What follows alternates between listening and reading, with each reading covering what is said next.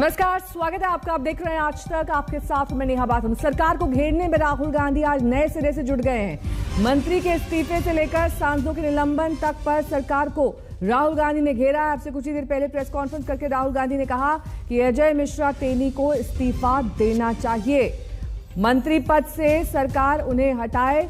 ये लंबे वक्त से विपक्ष मांग कर रहा है। सदन में भी इसको लेकर प्रस्ताव पेश किया गया था और रोज यही मांग लेकर विपक्ष अड़ा हुआ है। संसद के भीतर और संसद के बाहर विपक्ष की ये मांग, लगातार लोकतंत्र पर आक्रमण हो रहा है। राहुल गांधी का ये आरोप और फोन टैपिंग के आरोपों पर भी राहुल गांधी का बयान सामने आया है। उन्होंने कहा है कि लोकतंत्र की हत्या है ये। लखीमपुर मामले की जांच की जानी चाहिए।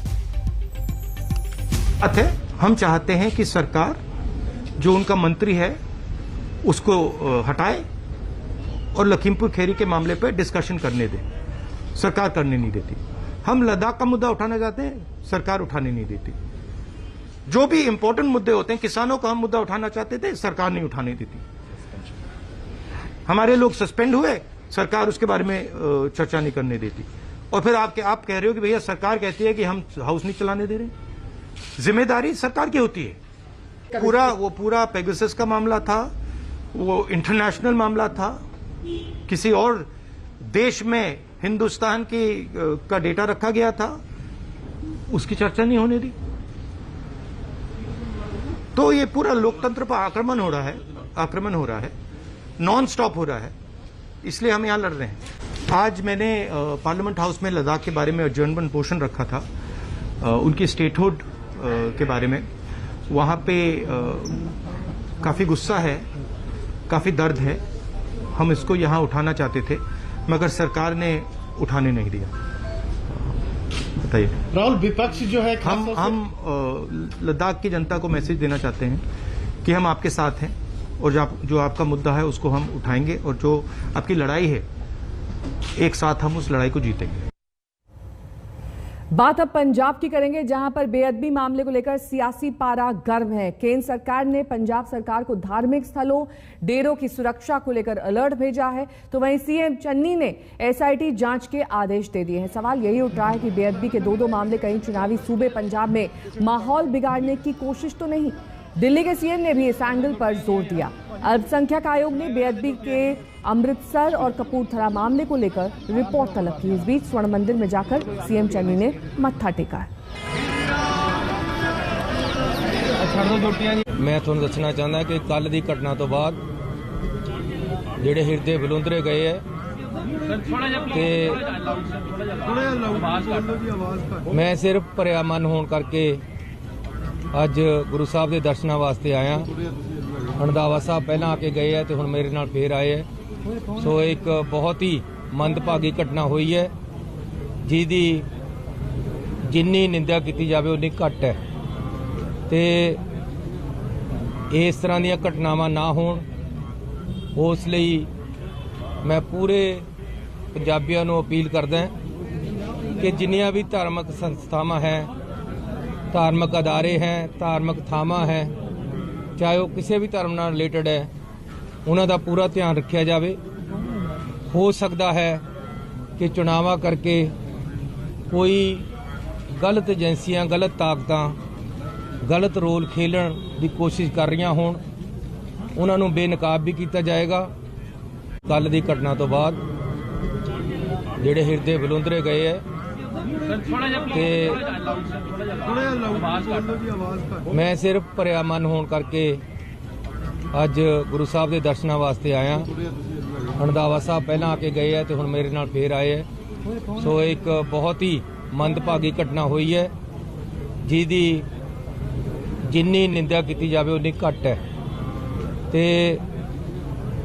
इस तरह दी घटनावां ना होण, उस लई मैं पूरे पंजाबियों नूं अपील करदा कि जिन्नियां भी धार्मिक संस्थावां हैं, धार्मिक अदारे हैं, धार्मिक थावां हैं, चाहे वो किसी भी धर्म नाल रिलेटेड है, उन्हां दा पूरा ध्यान रखा जाए।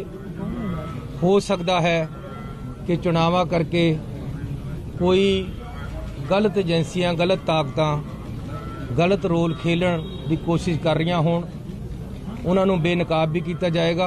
उनको सिरे नहीं चढ़ाया गया, उनका कोई जांच करके दोषियों को सज़ा नहीं दी गई।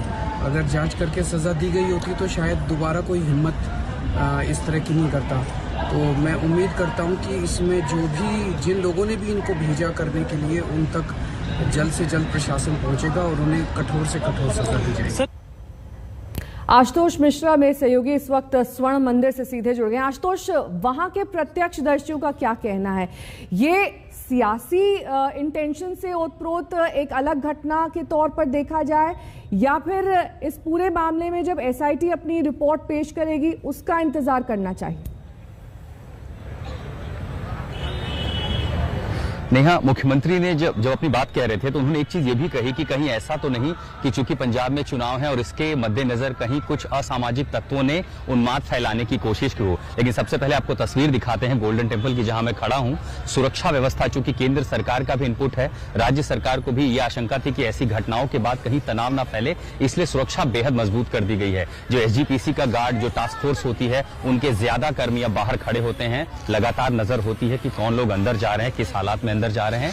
पुलिस जो है, बड़ी संख्या में जो पुलिस है, विशेष टीम, उनको यहां पर अंदर तैनात किया गया है। लेकिन ज्यादातर सब सादी वर्दी में है, ताकि अगर कोई असामाजिक तत्व है या कोई ऐसा शख्स अंदर जाता है, कोई भी ऐसा तत्व, तो उस पर नजर रखी जा सके। इस बीच जो गुरुद्वारे को मैनेजमेंट कमेटी है, उनकी बैठक भी चल रही है बेअदबी की पूरी घटना को लेकर के। लेकिन दरअसल पंजाब के लिए तनाव इसलिए बढ़ जाता है क्योंकि 6 साल पहले ही ऐसी एक घटना, पंजाब में बेअदबी के कई सारे मामले हुए, लेकिन सबसे बड़ा फरीदकोट में बरगाड़ी की जो घटना हुई, एसआईटी बनाई गई, सीबीआई के पास भी जांच गई, लेकिन उसका कोई रास्ता अभी तक निकल नहीं पाया। जो उस मामले में आरोपी हैं, लोग कहते हैं इंसाफ नहीं मिला। और अब इस घटना को लेकर के भी एसआईटी जांच कर रही है। जो आरोपी जिसकी मृत्यु हुई, उसका बायोमेट्रिक्स पहचान जाना, ये कोशिश की जा रही है कि उसकी पहचान जल्दी से जल्दी पता चल जाए कि वो कौन था, कहां से आया था, क्यों आया था, क्या ये एक षड्यंत्र के तहत हुआ था या फिर इसके पीछे वजह क्या थी। और इन सब के बीच में ही चूंकि अब महत्वपूर्ण हो जाता है कि चुनाव की दहलीज पर खड़ा है ये राज्य, तो माहौल शांत रहे। लगभग राज्य में अभी भी शांति का माहौल है। जब ये घटना हुई